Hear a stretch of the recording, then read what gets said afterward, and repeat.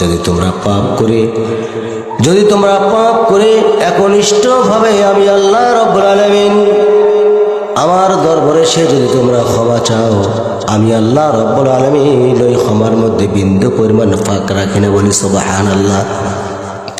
যেখানে মহান আল্লাহ রাব্বুল আলামিন বলেন, বালা মান কাসাবা সাইয়্যাতাও ওয়া আহাতাত বিহি খতিয়াতুহু ফাউলাইকা আসহাবুন নার হুম ফিহা খালিদুন।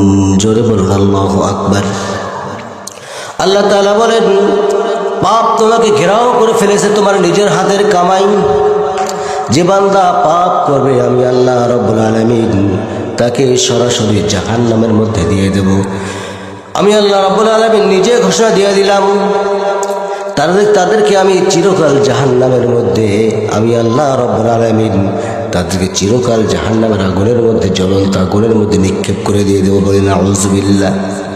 আমার ভাইরা, তাহলে যে পাপ করবে তাকে সমস্ত রোগে গ্রাস করে ফেলবে, সমস্ত রোগে আক্রান্ত করে ফেলবে।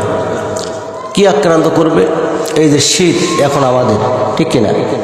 এই শীতের মধ্যে কারো সর্দি লাগছে, কারো কাশি হয়েছে, কারো জ্বর আসছে, কোনো বয়স্ক মানুষের নিউমোনিয়া অ্যাটাক করেছে, ঠিক কিনা? যেমন আমার 10 থেকে 12 দিন হবে এই অবস্থা। মাশাআল্লাহ ওষুধ খাচ্ছি কিন্তু সমাধান পাচ্ছি না। তাহলে পরীক্ষা করতেছেন কে? পরীক্ষা করেন না কে?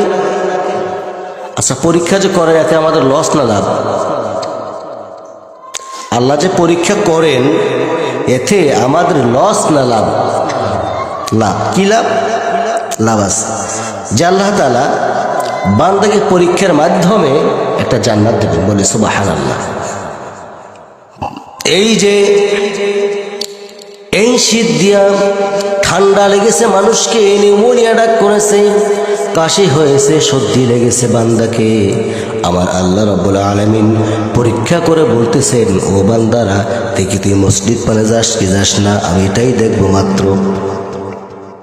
যে বান্দা মসজিদের দিকে আসলো সেই বান্দাকে মহান রব্বে কারীম পিছনের সমস্ত গুনাহগুলো মাফ করে দিয়ে বলে, বান্দা তুই শীতের মধ্যে সমস্ত কাজকর্ম ব্যবসা বাণিজ্য ফেলাইয়া দিয়া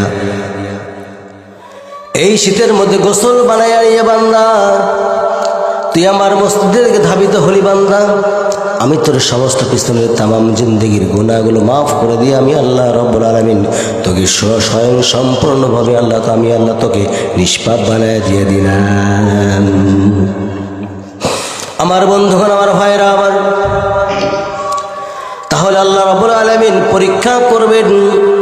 যেহেতু পূর্বের নবী রাসূলদেরকেও মহান রব্বে কারীম পরীক্ষা করে নিয়েছিলেন। আল্লাহ তাআলা বলেন, আহাসিবান নাস আইয়ুতরাকু আইয়াকুলু আমান্না ওয়া হুম লা ইফতানুন। জোরে বলুন আল্লাহু আকবার। আল্লাহ তাআলা বলেন, তুমি কি মনে করেছো আমি তোমাদেরকে এমনি ছেড়ে দেব? না না না, আমি আল্লাহ তাআলা তোমাদেরকে অবশ্যই তোমাদেরকে আমি পরীক্ষা করে নিয়ে নেব।